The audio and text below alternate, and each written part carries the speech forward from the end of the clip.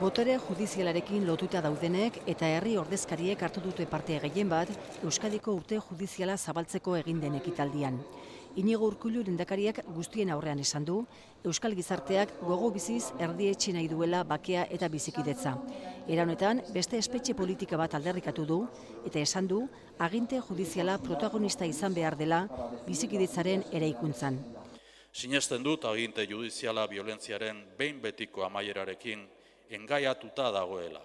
Engaiatuta oroimenarekin, adiskidetzearekin, eragindako mina aitortuz eta konponduz. Juan Luis Ibarra, Euskadiko Auzitegi Nagusiko presidentea, oso kritikoa izan da bere hitzaldian, Alberto Ruiz Gallardón, justizia ministroiak egindako politikarekin. Estatu hitzarmen eskatu du, justizia administrazioa modernizatzeko. Un nuevo acuerdo que retome el camino de la modernización de la Administración de Justicia dinamitado por las dinámicas ciegas que hemos padecido durante la precedente etapa ministerial. Ibarrak salatu du krisi egoerak Europako zuzenbidetik kanpo uzten dituela pobreak eta berezik aipatu ditu gazteak, tasak direla eta zailago dutelako justizia eskatzea.